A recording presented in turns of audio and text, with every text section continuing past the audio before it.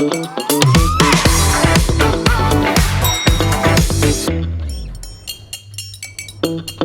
இல்லாம colour print பண்ணுங்க, அதுவும் மிக குறைஞ்ச விலையில. Epson eco tank printers. இது வெறும் ஃபேபுலஸ் இல்ல, இது டோட்டலி பிரிண்டபிளஸ். பத்திரிகை ஊடக நண்பர்களுக்கு இனிய மாலை வணக்கம். சேலத்தில் நடைபெற்ற ஒரு கேலிக்கூத்து தொடர்பான ஒரு கூட்டம் தொடர்பான அதில் விவாதிக்கப்பட்டது, அதில் எடுக்கப்பட்ட முடிவுகள் தொடர்பான விஷயங்கள் குறித்து உங்களிடம் இந்த அவசர பத்திரிகையாளர்கள் சந்திப்பை இப்பொழுது நடத்தி கொண்டிருக்கிறோம். அருமை பத்திரிகை நண்பர்களே, பாட்டாளி மக்கள் கட்சியினுடைய பிரச்சனையை பேசுவதற்கு முன்பாக இந்தியா முழுவதும் மட்டுமல்ல, தமிழகத்திலும் சரி, ஒரு அரசியல் கட்சியினுடைய செயற்குழு பொதுக்குழு எப்படி நடக்கும் என்பதற்கான இலக்கணங்கள் இருக்கிறது. உச்சபட்ச அதிகாரம் கொண்டது அனைத்து கட்சிகளிலுமே பொதுக்குழு என்பது. அந்த பொதுக்குழுவில் சில முடிவுகள் எடுப்பதற்கு முன்பாக அதைவிட உயர் அந்தஸ்தில் உள்ள செயற்குழுவில் அது குறித்து உயர்மட்ட தலைவர்கள் விவாதிப்பார்கள். அதில் விவாதித்து செயற்குழுவில் எடுக்கப்பட்ட முடிவுகளை பொதுக்குழுவிற்கு கொண்டு வந்து பொதுக்குழுவில் விவாதித்து அதற்கு பிறகுதான் பொதுக்குழு தீர்மானம் நிறைவேற்றும். இதுதான் நடைமுறை. அதிலும் செயற்குழு என்பது சில நேரங்களில் ஒரு அரங்கிலே நடைபெறும், பொதுக்குழு என்பது பொது அரங்கில் நடைபெறும். ஒரு ஹால் மீட்டிங்காக நடக்கும். அதில் வெறும் தலைவர்கள் மட்டும் உட்கார்ந்து அந்த பொதுக்குழுவை நடத்துவார்கள். அதற்கு பிறகு அதில் எடுக்கப்பட்ட முடிவுகள் குறித்து பொதுக்குழுவில் அனைத்தையும் அங்கே விவாதித்து முடிவெடுப்பார்கள். முதல் முறையாக இந்தியாவில் செயற்குழுவும் பொதுக்குழுவும் ஒரே நேரத்தில் ஒரே இடத்தில், ஒரே டெய்லரு ஒரே சட்டை, ஆனால் செயற்குழு பொதுக்குழு என்று நடத்திய ஒரு கேலிக்கூத்து சேலத்திலே நடந்திருக்கிறது. இந்த அவர்கள் சொன்னது, இதை பொதுக்குழு, பாட்டாளி மக்கள் கட்சி பொதுக்குழு என்று சொன்னார்கள். நான் முதலிலேயே இதை தெளிவுபடுத்துகிறேன். இன்று நடைபெற்றது பாட்டாளி மக்கள் கட்சியினுடைய பொதுக்குழு அல்ல. பொதுக்குழுவை கூட்டுவதற்கான அதிகாரம் கட்சியினுடைய விதிகளின்படி உங்களுக்கு பலமுறை நான் சொல்லியிருக்கிறேன். கட்சியில் தேர்ந்தெடுக்கப்பட்ட தலைவர் செயலாளரால் கூட்டப்பட வேண்டும். அப்படியும் இது கூட்டப்படவில்லை. இதற்கு முன்பாக அவர் டெல்லியில் தொடர்ந்த வழக்கில் நீங்கள் சிவில் நீதிமன்றத்தில் தீர்வு காணுங்கள் என்று சொன்னது, அதை அவர்கள் செயல்படுத்தாமல் இன்றைக்கு பொதுக்குழு என்ற ஒன்றை நடத்தி கொண்டிருக்கிறார்கள். இந்த பொதுக்குழுவில் எடுக்கப்பட்டிருக்கக்கூடிய எந்த முடிவும் பாட்டாளி மக்கள் கட்சியை கட்டுப்படுத்தாது என்பதையும் நாங்கள் தெளிவுபடுத்தியிருக்கிறோம். எனவே இது பொதுக்குழு அல்ல. நம்ம பொதுக்குழுவாக நினச்சிக்கிட்டு இதை பேச வேண்டாம். ஆனால் அதே வேளையில் அங்கே நடைபெற்றது சாதாரணமாக பார்த்திங்கன்னா, ஒரு செயற்குழுவில் ஒரு 20 நிமிஷம் 25 நிமிஷம் நடக்கும். பிறகு பொதுக்குழுவில் தான் அதை எல்லாவற்றையும் ஆய்வு செஞ்சு பண்ணுவாங்க. ஆனால் இங்கே அப்படியே நேர்மாறா 3 மணி நேரம் செயற்குழு நடக்குது. அவருங்க பேசுனது, நடந்தது, ஊடகத்தில் வெளிவந்ததை வச்சு நான் பேசுகிறேன். பொதுக்குழு நடந்தது 20 நிமிஷம். குறிப்பாக பொதுக்குழுவில் மருத்துவர் ஐயா பேசலை, அவங்க சொல்கிற கௌரவ தலைவர் பேசலை, அவங்க சொல்கிற செயல் தலைவர் பேசலை. ஜிகே மணி மட்டும் சொல்கிறாரு, எல்லாருக்கும் பசிக்குது, நேரம் இல்லை, அதனால் செயற்குழுவில் நிறைவேற்றப்பட்ட 27 தீர்மானத்தையும் அப்படியே பொதுக்குழு நிறைவேற்றுறது. ஒரு பொதுக்குழுவில் நிறுவனர் மற்றும் தலைவர்கள் பேசாமல் ஒரு பொதுக்குழு நடக்கிறதுங்கிறது பொதுக்குழுவாகவே நாம் ஏற்றுக்கொள்ளவே முடியாது. இதில் அந்த இதில் பேசினவங்க யாருன்னா, பொதுக்குழுன்னு ஜிகே மணி அறிவித்த பிறகு அதில் பேசுகிறவங்க நெடுங்கிரன்னு ஒருத்தர் பேசினார், பரந்தாமன் பேசினார், சுப்பிரமணிய ஐயர் பேசினார், துரைகோபின்னு பேசினார், கணபதின்னு பேசினார். நீங்கள் எடுத்து பார்த்துங்க. இந்த இன்றைக்கி நடந்த பொதுக்குழு இருக்குல்ல அப்படின்னு சொல்கிறாங்கல்ல, இந்த ஒரே ஒரு மொத்த ஓவராக அந்த ஒரு சிடி எங்களுக்கு போகிறோம். ஒரு காலத்திலையும் இவங்களால் பாட்டாளி மக்கள் கட்சியை இவங்க நினைக்கிற மாதிரி தலைவராகவோ அல்லது எந்த பொறுப்புக்கும் அவர்களால் வரவே முடியாது. நான் ஆரம்பத்திலேருந்தே சொல்லிட்டு வரேன், இவங்க ஒரு நிகழ்வுலையும் எங்களுக்கு புதிதாக எங்கள் பக்கத்தினுடைய வாதத்தை வலு சேர்ப்பதற்கான ஆதாரங்களையும் அதற்கு தேவையான சான்றுகளையும் எங்கள்கிட்ட கொடுத்துக்கிட்டே இருக்காங்க. ஒரு உதாரணத்துக்கு சொல்கிறேன். இன்றைக்கி அவங்க தீர்மானங்கள் 27 தீர்மானத்தினுடைய நகல் எல்லா ஊடகங்களுக்கும் வந்திருக்கு. அந்த ஊடகத்தில் பாட்டாளி மக்கள் கட்சி புத்தாண்டு மாநில செயற்குழு கூட்ட தீர்மானங்கள் இதுதான் அவங்க கொடுத்துருக்கு. இதில் வந்து என்ன தீர்மானம்? செயற்குழு கூட்டத்தினுடைய தீர்மானங்கள் தான் இதில் வெளியே வந்திருக்கு. இந்த செயற்குழு கூட்ட தீர்மானத்தில் முதல் தீர்மானம் தான் அந்த அரசியல் தீர்மானங்கள். அதிலும் 2 முரண்பட்ட நிலைகளை அவங்க வந்து மேற்கொண்டிருக்காங்க. ஒன்று, ஒரு இடத்துல என்ன சொல்கிறாங்கன்னா, இதற்கு முன்பாகவே 17/8/2025 புதுச்சேரி அருகில் உள்ள சங்கமித்ரா கன்வென்ஷன் சென்டரில் பொதுக்குழுவில் மருத்துவர் ஐயா அவர்களை தேர்ந்தெடுத்தாங்கிறாங்க. ஆனால் இந்த மருத்துவர் ஐயா அவர்கள் இதுவரையில் கட்சி தலைவராக 4 முறை தேர்ந்தெடுத்துட்டாங்க. ஒரே வருஷத்தில் 4 முறை தொடர்ந்து தலைவராக தேர்ந்தெடுக்கிற ஒரே வினோதம் இப்போ அவங்களால தான் நடந்திருக்கு. முதல்ல பார்த்திங்கன்னா 10/4/2025 உங்களுக்கு எல்லாம் தெரிஞ்சுதான் திரும்பி ஒரு முறை ரீகலெக்ட் பண்ணுறதுக்காக சொல்கிறேன். 10/4/2025 ஐயா தன்னைத்தானே தலைவராக அறிவிச்சுக்கிட்டார். திடீர்னு ஒரு பத்திரிகையாளர் கூட்டுறாரு, நான் தான் போடுறேன். அது சம்மந்தமாக நாங்கள்லாம் விமர்சனம் பண்ணோம். பொதுக்குழு தான் முடிவெடுக்கணும்னு. பிறகு தலைமை நிர்வாக குழு 29/5/2025 28 வரைக்கும் அன்புமணிக்கு பதவி காலம் முடிஞ்சிருச்சு. 29ஆம் தேதி தலைமை நிர்வாக குழு கூடி மருத்துவர் ஐயா அவர்களை தலைவராக அறிவிச்சிச்சு அப்படின்னு சொல்லியிருக்காங்க. அதிலும் ஒன்று இந்த இடத்துல சொல்கிறேன். 29/5/2025 நிர்வாக குழு தலைமை நிர்வாக குழு நடந்ததாக ஒரே ஒரு செய்தி கூட வெளிவரவில்லை. அப்படி ஒரு நிர்வாக குழுவே நடைபெறலை. ஆனால் அறிவிப்பு மட்டும் வெளியே வந்தது. நிர்வாக குழுன்னா நடக்குதுன்னு சொல்லணும், நிர்வாக குழு நடந்ததாக சொல்லி ஊடகங்களுக்கு வரணும். ஆனால் அறிவிப்பு மட்டும் நிர்வாக குழுவில் என்று 29/5.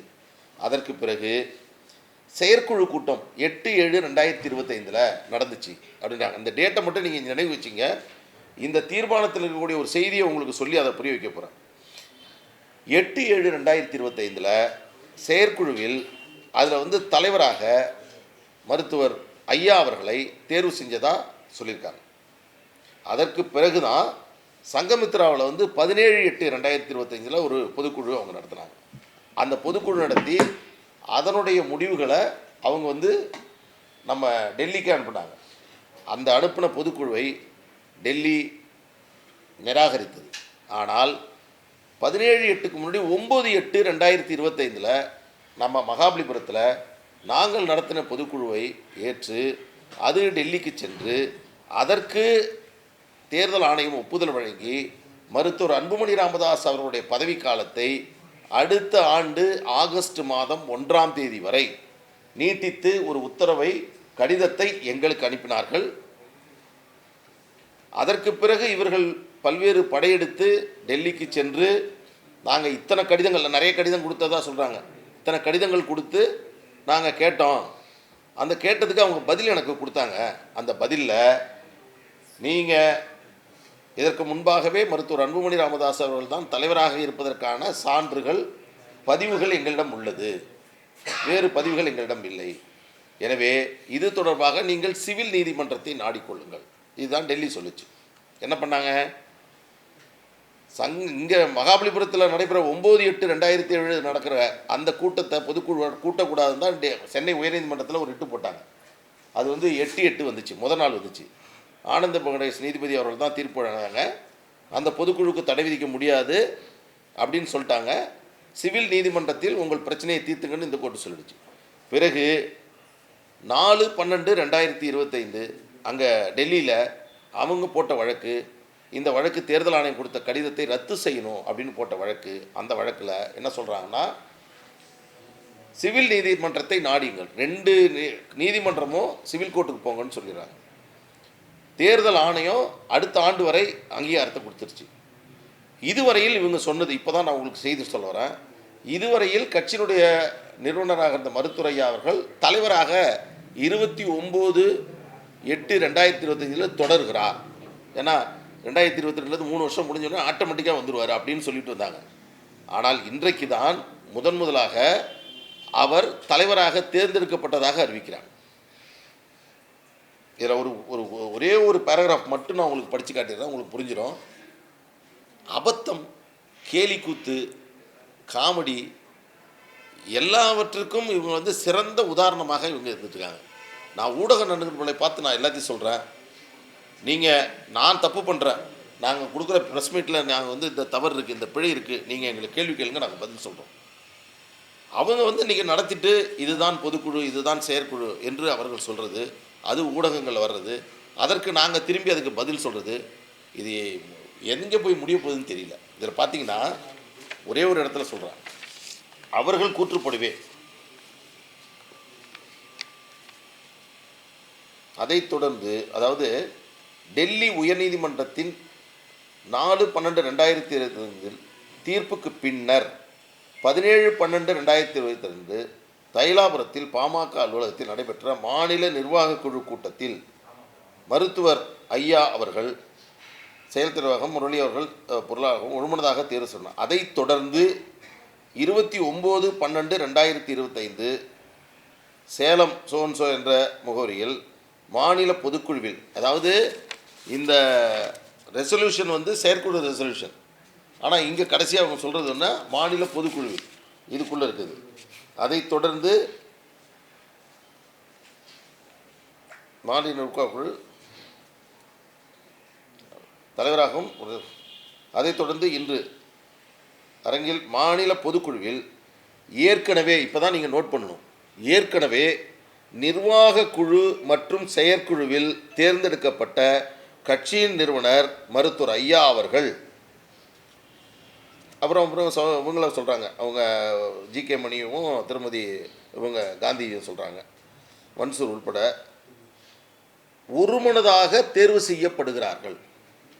அவங்க கூற்றுப்படி, அவங்க சொல்கிற இந்த தீர்மானத்தின்படி இது ஒரு குப்பத்தட்டில் போட வேண்டியது தான், அதில் ஒன்றும் மாற்று கருத்து இல்லை. ஆனால் அதே வேளையில் இவங்க கூற்றுப்படி இன்னைக்கு முன்னாடி வரைக்கும் செயற்குழுலையும் தலைமை நிர்வாக குழுவில் மட்டும்தான் அவர் தலைவராக தேர்ந்தெடுக்கப்பட்டிருக்கிறதாகவும், அதாவது தேர்தலுக்கு அதுக்கு பிறகு டெல்லி தீர்ப்புக்கு பிறகு இன்றைக்கி முதன்முறையாக வைக்கிறதாகவும் சொல்கிறாங்க. நான் கேட்குறேன், ஒரு கட்சியின் தலைவராக புதிதாக ஒருவர் தேர்ந்தெடுக்க வேண்டும் என்றால் அதற்கு முன்பு இருக்கக்கூடிய தலைவர் தான் பொதுக்குழுவை கூட்ட வேண்டும். அதுதான் முன்னெடுக்க விதி 15-16 சொல்கிறோம். இன்றைக்கி தான் தேர்ந்தெடுக்கிறாங்கன்னு சொன்னால் இதற்கு முன்பு வரை இந்த கட்சியினுடைய தலைவராக மருத்துவர் அன்புமணி ராமதாஸ் அவர்கள் தான் இருக்கிறார் என்பதை அவர்களே ஒத்துக்கொள்கிறார். இன்றைக்கி தான் ஃபஸ்ட் டைம் பொதுக்குழுவில் வைக்கிறோம் அப்படின்னு சொல்கிறாங்க. இதில் நம்ம உங்களுடைய கவனத்திற்கு நான் கொண்டு வர விரும்புவது என்னவென்றால், இப்படி ஒரு அபத்தமான ஒரு தீர்மானத்தை இதுவரையில் கண்டிருக்கவே முடியாது. இன்னொன்று, ஒரு செயற்குழு ஆரம்பிக்குது, நடந்துக்கிட்டே இருக்குது, எல்லோரும் பேசுகிறார்கள். கடைசியாக ஒரு 20 நிமிஷத்தில் திடீர்னு ஒரு 3 பேர் 4 பேர் சேர்ந்து பேசிட்டு அதற்கு பிறகு பேசுறதுக்கு நேரம் இல்லைன்னு சொல்லிட்டு அது ஒரு தீர்மானம்னு போட்டு செயற்குழு தீர்மானம்னு சொல்லிட்டு பொதுக்குழுன்னு கொடுத்து இப்படி ஒரு நாடகத்தை அரங்கேற்றிருக்கிறாங்க. இதில் 2 விஷயம். பாட்டாளி மக்கள் கட்சியினுடைய தலைவர் மருத்துவர் ஐயா அவர்கள் தேர்ந்தெடுக்கிறாங்க அப்படின்னு இவங்க சொல்லியிருக்காங்க. இது எவ்வளோ பெரிய கேலிக்கூத்துன்னு உங்களுக்கு தெரியும். இன்னொரு கேலிக்கூத்து நடந்திருக்கு. என்னென்னா, பசுமை தாயகத்தினுடைய தலைவராக இருக்கக்கூடிய மரியாதைக்குரிய திருமதி சௌமியா அன்புமணி ராமதாஸ் அவர்கள் மாற்றப்பட்டு திரு ஸ்ரீகாந்தி அவர்கள் தலைவராக நியமிக்கப்பட்டிருக்கிறார் என்று இன்றைக்கு ஒரு அறிவிப்பு வெளியிருந்திருக்கிறது. உங்களை பார்த்து கேட்குறேன், ஒரு அமைப்புன்னா அந்த அமைப்பு தான் கூடி ஒரு புதிய தலைவரை தேர்ந்தெடுக்கணும். அவங்க கூற்றுப்படி பாட்டாளி மக்கள் கட்சியினுடைய பொதுக்குழுன்னு சொல்கிறாங்க. ஆனால் சௌமியா அன்புமணியை பாட்டாளி மக்கள் கட்சியோட பொதுக்குழு மாற்ற முடியுமா? இந்த கேள்வி நல்லா உங்களுக்குள்ளாவே இந்த கேள்வி கேளுங்க. பசுமை தாயகத்தினுடைய அமைப்பு, இங்கே என் அருகில் இருக்கக்கூடிய மரியாதைக்குரிய அருள் அவர்கள் பசுமை தாயகத்தினுடைய செயலாளர், பசுமை தாயகம் துவங்கியதிலிருந்து செயலாளர் இருந்து கொண்டிருக்கிறார். இன்றைக்கி அவர் பக்கத்தில் இருக்கிறார். பசுமை தாயகத்துக்கு எக்ஸிக்யூட்டிவ் கமிட்டி இருக்குது, ஜெனரல் கவுன்சில் இருக்குது. எந்த விஷயமாக இருந்தாலும் பசுமை தாயகம் என்பது சாதாரணமான அமைப்பு அல்ல. ஐநா மனித உரிமை ஆணையத்தினுடைய அங்கீகரிக்கப்பட்ட ஒரு என்ஜிஓ. அப்படிப்பட்ட ஒரு ஐநா மன்றத்தினுடைய அங்கீகரிக்கப்பட்டு மிகச்சிறப்பாக தமிழ்நாட்டில் இன்றைக்கும் சொல்லுகிறேன், சுற்றுச்சூழல் குறித்து, நீர்வளம் குறித்து, இங்கு இருக்கக்கூடிய சுகாதார நிலை குறித்து சௌமியா அன்புமணி அவர்கள் ஐநா மன்றத்தில் மட்டுமல்ல பல்வேறு உலக நாடுகளில் சென்று சிறப்பாக பசுமை தாயகத்தை நடத்தி கொண்டிருக்கிறார். அப்படி இருக்கக்கூடிய வேளையில் பசுமை தாயகம் என்ற ஒரு அமைப்பே இல்லாத வேறொரு அமைப்பு அவரை மாற்றியதாக சொல்கிறாங்க. அதில் இன்னொரு கூடுதலான தகவல் சொல்கிறேன். பசுமை தாயகம் என்பது அறக்கட்டளையின் சட்டத்தின் கீழ் பதிவு செய்யப்பட்டது. ட்ரஸ்ட் ஆக்டில் பதிவு பண்ணது. ட்ரஸ்ட் ஆக்டில் பதிவு பண்ணும்போதே அதற்கான பைலா என்பது உருவாக்கப்படும். பசுமை தாயகத்தின் பைலாவின் படி இதற்கு முன்பு தலைவராக மருத்துவர் அன்புமணி ராமதாஸ் அவர்கள் இருந்தார். அவருடைய தலைவர் பதவியை ராஜினாமா செய்தார். அதைத் தொடர்ந்து சௌமியா அன்புமணி அவர்கள் தலைவராக வந்தார். இந்த அடிப்படையெல்லாம் இன்றைக்கி ஜி.கே. மணி அவர்கள் காற்றுல பறக்க விட்டுட்டார். அவர் இத்தனை ஆண்டுகள் பொதுக்குழுவை, செயற்குழுவை சிறப்பாக நடத்துகிறார். ஓய்வறியாத உழைப்பாளி, தியாகச் செம்மல், எல்லா பட்டத்தையும் வாரி வழங்கிட்டோம். ஆனால் இன்றைக்கி அன்புமணி ராமதாஸ் அவர்கள் அருகில் இல்லாததால் ஒரு பொதுக்குழுவையும் செயற்குழுவையும் எப்படி கூட்ட வேண்டும் என்ற அடிப்படை மூகாந்திரம் கூட இல்லாமல் ஜி.கே. மணி அவர்கள் இன்றைக்கு ஒரு கேலி கூத்தை அதில் அரங்கேற்றிருக்கிறார். இதுவரையில் விவரம் தெரிஞ்சவர் விவரம் தெரியாமல் போயிட்டாரா, அல்லது நாங்கள் வெளியில் வர்றதுனால அவருக்கு விவரம் தெரியாமல் போயிடுச்சா, அல்லது விவரம் எல்லாம் எனக்கு தெரியும் ஆனால் திமுக என்கிட்ட இப்படி தான் சொல்லியிருக்கு, அவங்க சொல்கிறத நாங்கள் செய்கிறோம், அதை செய்யணுங்கிறது தான் என்னுடைய வேலை அப்படின்னு செய்கிறாரான்னு எனக்கு தெரியல. இன்றைக்கி நடந்த செயற்குழு மாதிரி பொதுக்குழு மாதிரி பாட்டாளி மக்கள் கட்சியுடைய வரலாற்றில் இது போன்ற ஒரு கேலிக்கூத்து நடந்ததே கிடையாது. எவ்வளவு நேர்த்தியாக, எவ்வளவு முறையாக, எவ்வளவு கண்ணியமாக அந்த பொதுக்குழு செயற்குழு என்பது நடைபெறும் தெரியுமா? ஒரு உதாரணத்தை சொல்கிறேன். அவர் பக்கத்தில் கொடுக்குறாங்க, ஐயாவை பற்றி சொல்கிறாங்க, ஐயா கண்ணீர் கொடுக்குறா, இதெல்லாம் பற்றி நீங்கள் நாங்கள் இப்படி பண்ணுறீங்க கேட்பீங்க, எல்லாம் கேள்வி கேட்பீங்க. நெருப்பு மாதிரி போன்றவர் ஐயா அவர்கள். அவரோட ஒரு பேப்பரை, ஒரு கையில் ஒரு செய்தியை சொல்கிறீங்கன்னா அது அவர் கைக்கு வந்துருச்சுன்னா அதை கையாளக்கூடிய விதம். ஒரு உதாரணத்துக்கு சொல்கிறேன். 2006ஆம் ஆண்டு டெல்லியில் நம்ம இருக்கக்கூடிய ஐக்கிய முற்போக்கு கூட்டணியில் உயர்கல்வியில் இடஒதுக்கீடு வேண்டும் என்பதற்கான அந்த குறைந்தபட்ச செயல் திட்டத்தில் அது இருந்து அதை நடைமுறைப்படுத்தாமல் போகின்ற பொழுது அங்கே இருந்தக்கூடிய உயர் தலைவர்கள் எல்லோரும் இருக்கிறார்கள். அந்த அரங்கத்தில் இது என்ன ஆச்சுன்னு கேட்குறாங்க. லாலு பிரசாத் யாதவ் இருக்கிறார், சிதம்பரம் இருக்கிறார், இது போன்ற உயர்ந்த தலைவர்கள்லாம் இருக்கக்கூடிய அந்த அரங்கத்தில் அதை பிறகு பேசிக்கொள்ளலாம் என்று கையில் இந்த பேப்பரெல்லாம் தூக்கி எறிஞ்சிட்டு, நான் இதற்காகத்தான் இந்த கூட்டணிக்கு வந்தால் இன்றைக்கி நடக்குமா நடக்காதா தெரிஞ்சாகணும் என்று அன்றைக்கு சிங்கம் போன்று கர்ஜித்தவர் மருத்துவர் ஐயா அவர்கள். இது எல்லாருக்கும் ஊடக நண்பர்களுக்கு எல்லாம் தெரியும். ஆனால் இன்றைக்கு அவரை அமர வைத்துவிட்டு பொதுக்குழு எது, செயற்குழு எது, என்ன தீர்மானம், என்ன முடிவு ஐயா கேட்குறாரு. இன்றைக்கி எத்தனை தீர்மானம் நிறைவேற்றணும் அப்படிங்கிறாரு. 27 அப்படிங்கிறாங்க. 27 தீர்மானம். எப்படிப்பட்ட ஒரு தலைவர், அரசியல் தலைவர், எவ்வளவு சிறப்பாக பாட்டாளி மக்கள் கட்சியை நடத்தியவர்.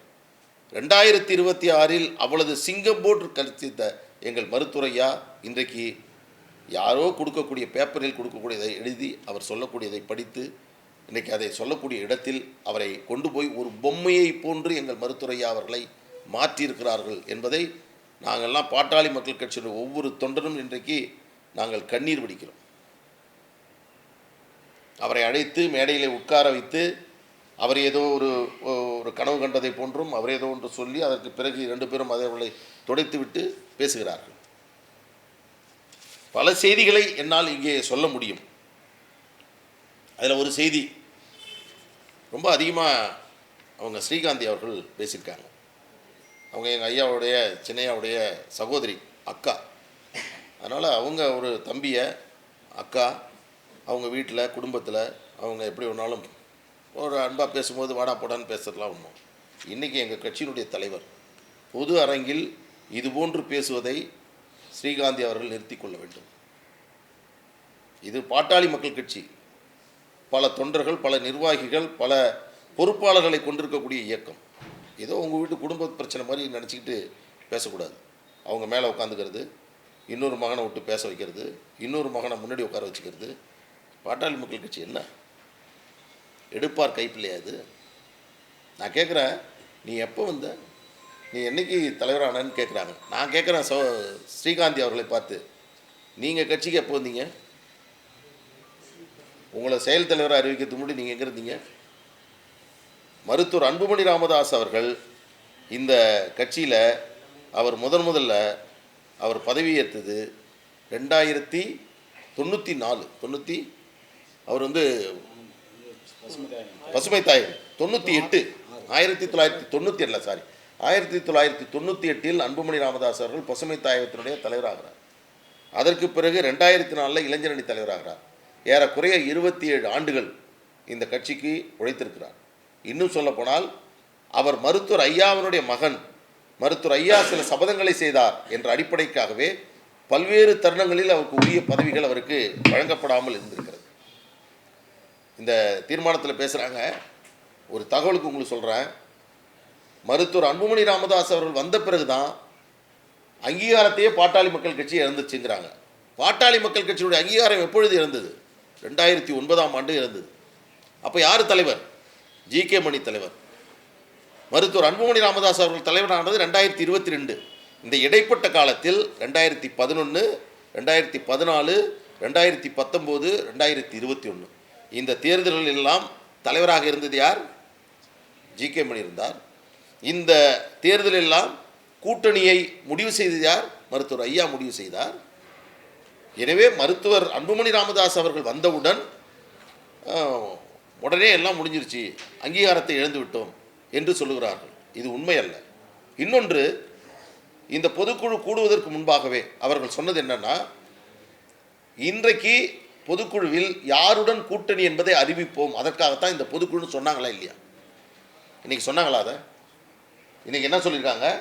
இந்த முடிவுகள் வந்து டெல்லியில் இருந்த நீதிமன்றத்தினுடைய தீர்ப்பு, தேர்தல் ஆணையத்தினுடைய முடிவு, தமிழகத்தில் இருக்கக்கூடிய பாட்டாளி மக்கள் கட்சியினுடைய தொண்டர்கள் முழுமையாக மருத்துவர் அன்புமணி ராமதாஸ் அவர்கள் இருக்கக்கூடிய காரணத்தினால் அவர்கள் எதிர்பார்த்ததை போன்று மருத்துவர் ஐயா அவர்களுடன் எந்த அரசியல் கட்சியும் பேச்சுவார்த்தை நடத்தவில்லை, அவர்களை திரும்பி கூட பார்க்கவில்லை, அவரிடத்தில் பேச்சுவார்த்தை நடத்துவதற்கு யாரும் முன்வரவில்லை என்ற காரணத்தினால் இன்னைக்கு பேச்சுவார்த்தை நடத்தி கூட்டணி குறித்து முடிவெடுப்பதற்கு மருத்துவர் ஐயா அவர்களுக்கு அதிகாரம் என்று கொடுத்துருக்காங்க.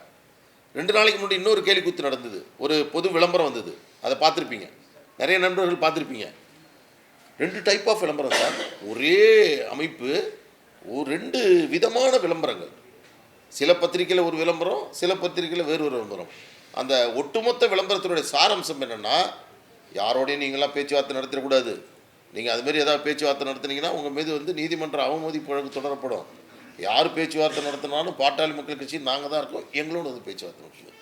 இதுக்காக அவங்க செஞ்ச செலவு எவ்வளோ தெரியுமா? எத்தனை லட்சம் ரூபாயை செலவு செய்யிருக்காங்க தெரியுமா? ஒரு பொது அறிவிப்பு ஒரு ஊடகத்தில் ஒரு செய்தித்தாளில் வெளியிட வேண்டும் என்று சொன்னால் அது எவ்வளவு கவனமாக இருக்கணும். ஊடக நண்பர்களாகி உங்களுக்கே தெரியும். நான் வழக்கறிஞர், பல்வேறு தருணங்களில் கோர்ட் நோட்டீஸை கொடுப்போம், வாங்கி உடனே பதிவு பண்ண மாட்டாங்க. அதுக்காக லீகல் டீம் இருக்கும், அதுக்காக எடிட்டோரியல் பார்ப்பாங்க. அந்த இது வந்து லீகல் ஃபார்மேட்டில் இருந்தால் மட்டும்தான் பப்ளிஷ் பண்ணுவாங்க. ஆனால் இதில் கூட இந்தியன் எக்ஸ்பிரஸும் தினமணியும் இதை வெளியிடவே இல்லை.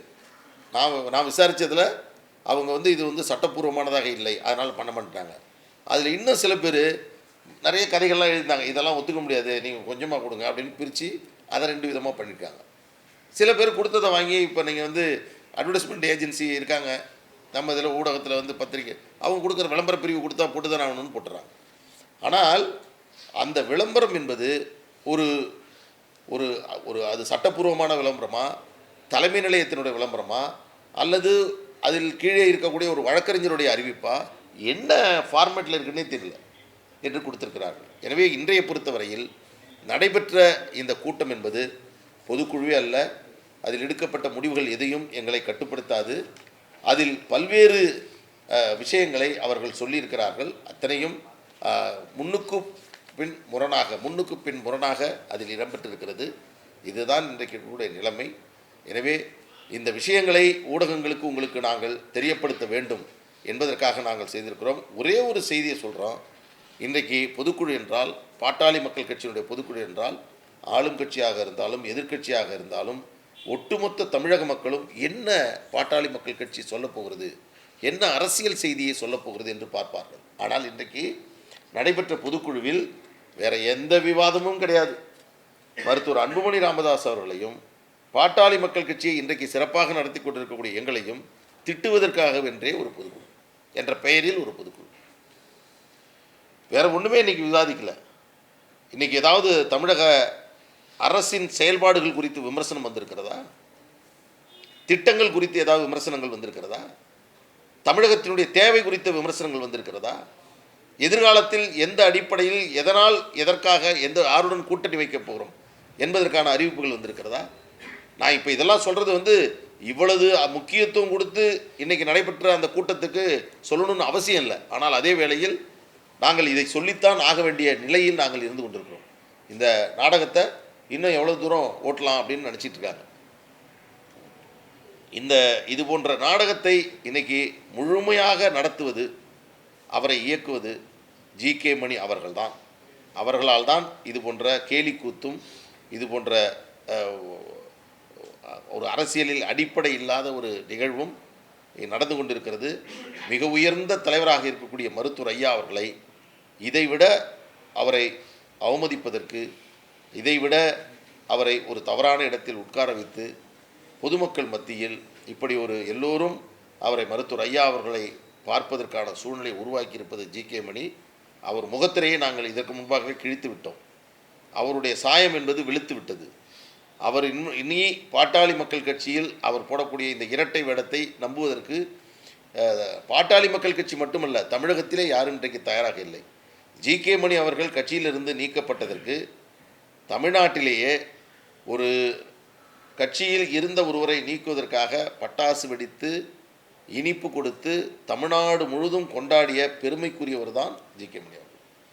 எனவே எங்களுடைய பயணம் என்பது மருத்துவர் அன்புமணி ராமதாஸ் அவர்கள் தலைமையில் நாங்கள் சிறப்பாக இயங்கிக் கொண்டிருக்கிறோம்.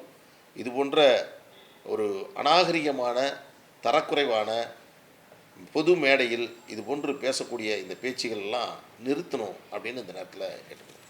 நீங்க பாஜக கிட்ட அடகு வச்சிருவீங்க அப்படின்றதுனால தான் ஐயா இந்த மாதிரியான ஒரு முடிவை எடுத்தாருன்னு மேடையில சொல்லிடலாமா? இன்னைக்கு அவங்க ஐயா சொன்னார், அதை அந்த அம்மா சொன்னாங்க. அவங்களுக்கு ஏங்க இப்போ தாங்க வந்திருக்காங்க, 2 நாளைக்கு முன்னாடி அவங்க அது மாதிரி எழுதி வச்சுக்கிட்டு படிச்சுக்கிட்டு பாவம் அவங்களே ரொம்ப கஷ்டப்பட்டு பண்ணுறாங்க. அதில் ரொம்ப அவங்கள பற்றிலாம் அவங்க பேச வேண்டாம். ஐயா மேடையில் பேசும்பொழுது அழுது மனமுடைந்து பேசினதா வீடியோ தொடர்ந்து பரவிட்டு இருக்கு. இதை எப்படி பார்க்குறீங்க? இந்த பேட்டியே அதுக்காக தான். ஏன் நாங்கள் சொல்கிறோன்னா, அவர் இயக்கப்படுகிறார், அவருக்கு ஒரு ஸ்கிரிப்ட் கொடுக்கப்படுது, அவரை சொல்கிறாங்க. இதில் இன்னொரு உண்மையை சொல்லட்டுமா? அந்த கழுத்தை நெரிச்சாங்க, அந்த மாதிரி வந்துருச்சு, பதவி கொடுத்தாங்கன்னா அதுவே உண்மை இல்லை. அப்படி ஒரு நிகழ்வே கிடையாது. ப்ரூவ் பண்ண சொல்லுங்கள். எப்படி ஒரு வீடியோ போட்டாங்க, யாரை போட்டாங்க, அவர் யார், அவர் என்ன கொடுத்தாங்க சொல்லுங்கள். கட்டுக்கதை. இன்னொரு உண்மையை சொல்லட்டுமா? என் மீது ஒரு பெரிய ஒரு விமர்சனம். நாங்கள்லாம் இப்போ இங்கே இருக்கிற அத்தனை பேருமே அடையாளப்படுத்தி ஜெயராமன் இருக்கார், அருள் இருக்கார், இவங்கெல்லாம் மருத்துவரையாக தான் உருவாக்கினார். இன்றைக்கும் மருத்துவரையான்னு தான் சொல்கிறோம். அவரை என்றைக்கும் நாங்கள் தவறாக சொல்லலாம். அவருக்கு ஏதாவது தப்பு நடந்தாலும் நாங்கள் வருத்தப்படுறோம். ஆனால் நான் அவர் பேரை சொல்லிட்டேன், அவர் அவமதியாரையை பேசிட்டேன் அப்படிங்கிற ஒரு தகவலை அவர்கிட்ட சொல்லி அதன் மூலமாக இன்றைக்கும் ஐயா குழந்தை மாதிரி நான் வளர்த்த பிள்ளைங்கள்லாம் என் பேரை சொல்லி திட்டுதுன்னு சொல்லிட்டு இருக்காரு. அவர்கிட்ட என்ன சொன்னாலும் அதை அப்படியே திருப்பி சொல்கிறார். நான் கேட்டேன், நான் ஐயா அவர்களை சொன்ன மாதிரி ஏதாவது ஒன்று இருந்தால் காமிங்கன்னு. இன்னி வரைக்கும் காட்டலையே. இது எதிர்காலத்திலும் அவர்களால் காட்ட முடியாது. அதனால் சொல்கிறோம், நாங்கள் என்னென்னா ஒரு உண்மை இல்லாத விஷயங்களை அவரிடம் சொல்வது என்பதை வாடிக்கையாக கொண்டிருக்கிறார்கள். இதுதான் அங்கே நடந்துச்சு. எம்பி பதவியா அமைச்சர் பதவியா அவர் உழைச்சி வாங்கினாரான்ட்டு ஒரு கேள்வி எழுப்பியிருக்காங்க. இதை எப்படி பார்க்குறீங்க? அதாவதுங்க, அந்த எம்பி பதவியும் அமைச்சர் பதவியும் கொடுக்குற சூழலில் அருகில் இருந்தவர்கள் நாங்கள். அதற்கு முன்பாக நாங்கள் மத்திய அமைச்சர் பதவி கொடுத்தவர்களெல்லாம் பாட்டாளி மக்கள் கட்சியோடு எப்படி அவர்கள் நடந்து கொண்டார்கள் என்பது புரிந்து கொண்டு, அன்புமணியினுடைய ஆற்றலையும் அவருடைய செயல்திறனையும் அவருக்கு இருக்கக்கூடிய அரசியல் அனுபவத்தையும் அடிப்படையாக கொண்டு இந்த பதவியை கொடுக்க வேண்டும் என்று அன்றைக்கு எல்லோரும் முடிவு செய்து அந்த பதவி என்பது கொடுக்கப்பட்டது. அதற்கு முன்பாகவே அவர் பசுமை தாயகத்தினுடைய தலைவராக, பாட்டாளி மக்கள் கட்சியுடைய இளைஞரணி செயலாளராக தலைவராக இருந்து அவர் பணியாற்றியிருக்கிறார். பொது வாழ்க்கையில் அவர் தன்னை ஈடுபடுத்தி கொண்டிருக்கிறார். இப்படித்தான் அந்த பதவி என்பது கொடுக்கப்பட்டிருக்கிறது. இதை இன்றைக்கே அவர்கள் சொல்லுகிறார்கள். இந்த தருணத்தில் அவங்க சொல்லிட்டு இருக்காங்க. எனவே இது அரசியல் வந்துருச்சு, குடும்பம், அவங்க அக்கா இப்படி பேசுகிறதுனால நாங்கள் அதிகமாக சில விஷயங்களை இன்னும் விரிவாக எங்களால் பேச முடியாது, பேசக்கூடாது. வெளிப்படையாக தெரியுது சார், வெளிப்படையாக தெரியுது. நான் என்ன சொல்கிறேன்னா, மருத்துவர் ஐயா அவர்களும் மருத்துவர் அன்புமணி ராமதாஸ் அவர்களும் கட்சியும் இன்றைக்கி இவ்வளவு பெரிய நிலையில் இருந்து கொண்டிருக்கு. ஆனால் இந்த சூழ்நிலை உருவாயிருக்கு. இந்த சூழ்நிலை உருவானதற்கு யார் காரணம்? ஜிகே மணி ஆட்டி வைத்தார். அதற்கு பின்னணியிலிருந்து ஸ்ரீகாந்தி அவர்கள் இப்போ புதுசாக அவங்க இன்றைக்கி இதை பற்றி பேச இறங்கியிருக்கிறாங்க. அந்த ஜிகே மணி என்ன சொல்கிறாருன்னா, இவங்க ஒன்று சேர்ந்துட்டாங்கன்னா நான் கட்சி விட்டு விலகிடுறேன், நான் குடும்பமே கட்சி விட்டு விலகிட்டுருவோம் அப்படின்ட்டு ஒரு அந்த டபுள் ஆக்ஷன்லாம் முடிஞ்சிச்சா சார்? இப்போ அவருது முன்னாடி ஒரு ஆக்ஷன் போட்டார் தெரியுமா? என்ன தெரியுமா? எனக்கு 2 கண்ணில் எந்த கண்ணு வேணும்னு தெரில, நான் எங்கேயாவது இமயமலைக்கு போயிடுறேன், ஏதாவது மருந்து கொடுத்துருங்க, நான் குடிச்சிட்டு சொல்லிட்டு போகிறேன், என்னை கத்தியால் குத்தி கொண்டுடுங்க. இந்த வசனம்லாம் பேசின ஜிகே மணி எங்கே? இன்றைக்கி 2 நிமிஷம் பேசுனா 4 முறை அன்புமணிங்கிறார். ஆனால் இதே ஜிகே மணி இதற்கு முன்பு சின்னையா சின்னையா சின்னையா என்று சொன்னவர். அப்படிப்பட்டவர் தான் இன்றைக்கி இப்படி பேசிட்டு இருக்காரு. அதனால் நீங்கள் பாருங்கள், இதன் பின்னணியில் அவர் எவ்வளவு சிறப்பாக இந்த பணிகளை செஞ்சுட்டு இருக்காருன்னு உங்களுக்கு தெரியும். மீண்டும் மீண்டும் அவர் என்ன சொல்றாருன்னா, நான் அன்புமணியை சரியா வளர்க்கல, முதுகுல குத்துறாரு, நெஞ்சில குத்துறாரு, கண்ட இடங்கள் எல்லாம் ஈட்டியில குத்துற மாதிரி எனக்கு உணர்ச்சி இருக்குன்றத ஐயாவே சொல்றாரு. ஒன்று சொல்லிட்டுங்களா, நான் சொல்லணும்னா கூட நீங்கள் ஒத்துப்பீங்க. என்னன்னா, இத்தனை விமர்சனங்கள் ஐயா செய்த பிறகும் அன்புமணி அவர்கள் அமைதியாக இருக்கிறார் என்பதை தமிழ்நாடே சொல்லுது. உண்மையா இல்லையா? மருத்துவர் ஐயா அவர்கள் மீது மருத்துவர் அன்புமணி ராமதாஸ் அவர்கள் இதுவரையில் வைத்த விமர்சனம் என்ன? ஒன்று சொல்லுங்கள் பார்ப்போம். பொதுவெளியில் சொல்லியிருக்காரா? பேசவே மாட்டார், கடந்து செல்வார். ஏறக்குறைய 1.5 மாதம் 2 மாதம் பத்திரிகையாளர்களே அன்புமணி அவர்கள் சந்திச்சாரா? எத்தனை விமர்சனங்கள் மீது வந்தது? அவருடைய பெயரை போடக்கூடாது, இனிஷியல் வேணால் போட்டுங்க. நான் இந்த மாதிரி நீங்கள் சொன்ன எல்லாம் நான் திருப்பி சொல்ல விரும்பல. எனவே இதை விட ஒரு கண்ணியமாக ஒரு மகன் நடந்து கொள்ளவே முடியாது. அவ்வளவு கண்ணியமாக, அவ்வளவு நிதானமாக, அவ்வளவு பொறுமையாக அன்புமணி அவர்கள் இதுவரையில் நடந்துட்டு இருக்காரு. அது பாட்டாளி மக்கள் கட்சியாக நான் சொல்ல, ஒட்டுமொத்த தமிழ்நாட்டில் இருக்கக்கூடிய ஊடக நண்பர்கள் சொல்கிறாங்க, பொதுவெளியில் இருக்கக்கூடியவர்கள் சொல்கிறாங்க, அரசியல் நோக்கர்கள் சொல்கிறாங்க, அன்புமணி ஒரு டீசென்ட் அப்ரோச் அவர்கிட்ட இருக்குது. அவர் இந்த பிரச்சனையை, அவங்க அப்பாவுடைய பிரச்சனையை அணுகிற விதம் ரொம்ப நேர்த்தியாக அவர் கையாளுகிறார் என்ற செய்தி எல்லாருமே பரவலாக சொல்கிறாங்க. எனவே குத்துனாரு போனார் அப்படின்லாம் சொல்கிறது எழுதி கொடுத்தது, அது உண்மை இல்லை. இப்போ நான் சொன்னாலும் முன்னாடி ஒரு பண்ணிட்டாங்க, இந்த மாதிரி பண்ணால் மறுநாள் பதவி, அதே மாதிரி தான் சார். தான் இயக்கப்படுகிறோம் என்ற ஒரு தெளிவு கூட இல்லாமல் மருத்துவர் ஐயா இருக்கிறாருன்னு நீங்கள் நம்புறீங்க? அதாவது அதுக்கு மேலே நான் சொன்னேன்னா ஐயாவை விமர்சனம் செய்ததாக மாறிவிடும். அதை செய்யக்கூடாதுன்னு நான் நினைக்கிறேன். நீங்களே முடிவு பண்ணீங்க. 2006 ஐயா யார், இன்றைக்கி 2025 டிசம்பரில் இருக்கக்கூடிய ஐயா யார், அவர் எப்படி பொதுவெளியில் நடந்து கொள்கிறார், ரெண்டையும் நீங்கள் ஒப்பிட்டு நீங்கள் முடிவு பண்ணீங்க. இதற்கு மேல் நான் சொன்னேன்னு வச்சிங்களேன், ஐயாவையே நான் விமர்சனம் பண்ணதான் அவங்க சொல்லுவாங்க. அதனால் நான் எந்த காலத்துலேயும் எங்கள் ஐயாவை நாங்கள் விமர்சனம் பண்ண மாட்டோம் சார். அவர் என்ன சொல்கிறாருன்னா, உலகத்திலேயே என்ன போல ஒரு தகப்பை யாருன்னா கிடைப்பாரா அப்படின்ட்டு ஒரு நான் என்ன சொன்னேன், அண்ட சராசரத்திலேயே அன்புமணி மாதிரி ஒரு பிள்ளை கிடைக்கவே மாட்டார். இந்த உலகத்தில் தந்தைக்கும் பெற்றோர்களுக்கும் குடும்பத்திற்கும் இவ்வளவு பெரிய புகழை, இவ்வளவு பெரிய பெருமையை ஒரு மகனாக அவர் பெற்றுக் கொடுத்திருக்கிறார். அதுவும் இது போன்ற இக்கட்டான சூழ்நிலையில், இவ்வளவு விமர்சனங்கள் நிறைந்திருக்கக்கூடிய காலகட்டத்தில், எதிர்கால அரசியலை எல்லாம் ஒரு பக்கம் ஒதுக்கி வைத்துவிட்டு தந்தை, குடும்பம், வளர்த்தவர், ஆளாக்கியவர் என்ற அடிப்படையில் அந்த நிதானத்தை கடைபிடித்துக் கொண்டிருக்கிறார். எனவே அவருக்கு நிகராக ஒரு மகனை நீங்கள் பார்க்க முடியாது. திராவிட முன்னேற்ற கழகம், திமுக, அறிவாலயம். இன்றைக்கி நான் ஒன்று சொல்லட்டுங்களா, தைலாபுரம் தோட்டத்திலிருந்து எனக்கு தைலம் வருதுன்னு கலைஞர் சொன்னார். கலைஞர் அவ்வளவு நெருக்கடிகளை நாங்கள் கொடுத்தவர்கள். இன்றைக்கி தைலாபுரம் திமுகவுடைய பிரான்ச் ஆஃபீஸாக மாறிடுச்சு. இது மாதிரிலாம் பேசக்கூடாது, பேசணுன்னா அது ரொம்ப தவறாக போயிடும். சரி, எலெக்ஷன் வேற நெருங்கிடுச்சு, இன்னொரு 3-4 மாதங்கள் தான் இருக்கு. 2 பேருமே இப்படி பிரிந்து கொண்டிருந்தா கூட்டணி பேசுவதற்கு மற்ற கட்சிகள் தயங்கி கொண்டிருக்கின்றன. எப்படி எதிர்கொள்ள போறீங்க இந்த தேர்தலை? ரெண்டு பேரும் சேர்ந்து எதிர்கொள்ளக்கூடிய சாத்தியக்கூறுகள் இருக்கா, இல்ல தனித்தனியா தான் ரெண்டு விஷயம் நீங்கள் சொல்கிறீங்களே, கூட்டணி கட்சிகள்லாம் தயங்கி கொண்டு இருக்கிறதுன்றது எந்த கூட்டணி கட்சி கொண்டு சொல்லிச்சு? அப்படி யாரும் தயங்கி, இன்னும் யாரும் முன்வரவே இல்லையே. அதை தான் சொல்கிறேன். யாருக்கிட்ட யார் பேசுனாங்க? இல்லையே. நான் தான் சொல்கிறேன், அந்த மாதிரியான பதட்டம் எங்களுக்கு தான் வரணும், உங்களுக்கு வர வேண்டாம். நாங்கள் எங்களை பொறுத்தவரையில் இந்த தேர்தலை யாருடன் சந்திக்க வேண்டும் என்பதில் தெளிவாக இருக்கணும். அதில் எந்த மாற்று கருத்து இல்லை. நல்ல கூட்டணியை நாங்கள் உருவாக்கப் போகிறோம். அது வெற்றி கூட்டணியாக இருக்கும். அது திராவிட முன்னேற்றக் கழகத்தை வீழ்த்தும் கூட்டணியாக இருக்கும். அதுதான் பாட்டாளி மக்கள் கட்சியினுடைய கூட்டணி. சார், இப்போ ஜிகே மணியை வந்து திமுக இயக்குதுன்னா அப்படி சொல்றவங்க எல்லாரும் ஆர்எஸ்எஸோட அடிமை அப்படின்னு சொல்லிட்டு ஸ்ரீகாந்த் சொல்லியிருக்காங்க. இதே எப்படி? அதாவது இதை சொன்னீங்கன்னா, குருமூர்த்தி இருக்கார்ல, அவர் தைலாபுரம் போனார்ல, அப்புறம் அந்த கேள்வி கேட்டேன்னா அப்புறம் எங்கள் ஐயா விமர்சனம் பண்ணுற மாதிரி, விட்டுருங்க சார், வேணாம் சார். எல்லா கேள்வியுமே உங்கள்கிட்டே பதில் இருக்குது சார்.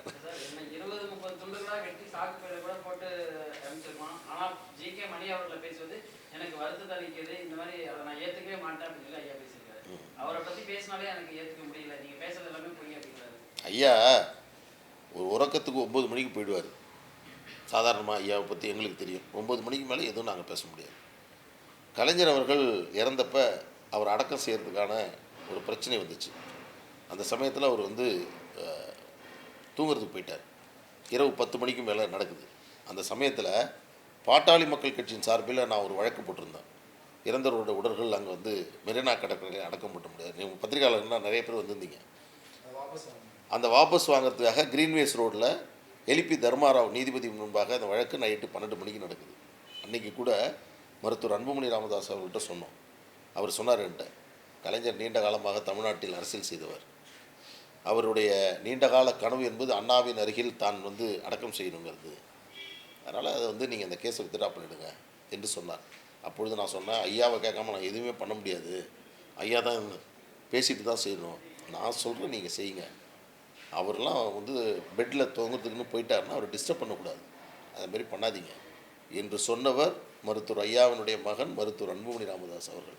ஆனால் டெல்லியில் தோற்றுப்போன ஒரு கேஸுக்கு ஐயா உறக்கத்துக்கு சென்ற பிறகு 10:30 மணிக்கு எழுந்துச்சி அவரை தட்டி எழுப்பி கேஸில் ஜெயிச்சிட்டோம், நாம் தான் ஜெயிச்சிட்டோம் அப்படின்னு ஃபோனை போட்டு அவங்க கொடுக்க சொல்லி வெளியில் வந்திருக்கார். இதனுடைய பின்னணி என்ன தெரியுங்களா? காலையில் ஐயாவை ஜிகே மணி அவர்கள் தொடர்பு கொள்வதற்கு முன்பாக யாராவது ஐயாட்ட பேசி டெல்லி கேஸு தோற்று போச்சுன்னு சொல்லிட்டாருன்னா நம்ம கதை முடிஞ்சிடும். அதனால் இரவே அவர்கிட்ட சொல்லி அதை வந்து புரிய வச்சிடும். இதில் யார் ஐயாவை வந்து கொடுமைப்படுத்துறது? யார் எந்த மனநிலை? நல்லா யோசிச்சு பாருங்கள். நான் சொல்கிறேன், இன்றைக்கி நீங்கள் வந்ததுனால, நீங்கள் என்கிட்ட இந்த கேள்வி கேட்டதுனால இப்போ அந்த பழைய நினைவுகளை சொல்கிறேன். மருத்துவர் அன்புமணி ராமதாஸ் அவர்கள் ஒருபோதும் தந்தையினுடைய நலனுக்கு விரோதமாக அவருடைய உடல்நலத்திற்கு எதிராக நடந்து கொண்டதே கிடையாது. அவருடைய மனநலன், அவருடைய உடல்நலன் அதுதான் முக்கியமானது என்று வாழ்ந்து கொண்டிருக்கக்கூடியவர் தான் மருத்துவர் அன்புமணி ராமதாஸ். ஐயா தலைமையில் நடைபெற்ற இந்த பொதுக்குழு முடிவு அன்புமணி ராமதாஸ் நிலைப்பாடு என்னவா இருக்கு? நாங்கள் தெளிவாக போயிட்டுருக்கோம். இன்றைக்கி நடந்த இந்த விஷயங்கள் தான் உங்களுக்கு இந்த பொதுக்குழுவில் இருக்கக்கூடிய விஷயங்கள்லாம் சொன்னேன். இந்த மாதிரி நடந்திருக்கு அப்படிங்கிற விஷயங்கள்லாம் சொன்னேன். அதனால் இதையெல்லாம் நீங்கள் மக்களிடம் ஊடகத்துக்கு இன்னொரு செய்தி நீங்கள் சொன்னீங்க, 2 பிரிவாக இருந்துன்னு சொன்னீங்க. அது வந்து இந்த பிரச்சனை உருவான போது நீங்கள் சொல்வது கரெக்டு. ஆனால் இன்றைக்கி நிலைமை எல்லோரும் புரிந்து கொண்டார்கள். ஐயாவின் அருகில் இன்றைக்கி இருக்கிற பொதுக்குழு உறுப்பினர்கள் சொல்கிறாங்களா, அந்த லிஸ்ட்டை எடுத்துருவாங்களா பாருங்களேன். எல்லாம் சேலத்தில் அங்கங்கே அப்படி இருந்துக்கிட்டு இருந்தவங்க போனவங்கெல்லாம் கூட்டு வந்து உட்கார வச்சு பொதுக்குழு உறுப்பினர்கள்னால் யார் சார்? செயற்குழு உறுப்பினர்கள்லாம் யார்? செயற்குழு உறுப்பினர்கள்ங்கிறது தனியாக இருக்குது, பொதுக்குழு உறுப்பினர்கள் தனியாக இருக்குது. அரங்கம் தனியாக நடக்கணும், கூட்டம் முடியணும், புதுசாக எடுத்து பண்ணணும். எல்லாரும் அப்படியே உட்காந்துருப்பாங்களாம், பொதுக்குழுவான் செயற்குழுவான். கட்சி பிரிந்திருந்தாலும் தந்தையும் மகனும் தேர்தலுக்கு முன்பாக ஒன்று சேர வேண்டாம். காலம்தான் முடிவு செய்யும். நன்றி, வணக்கம்.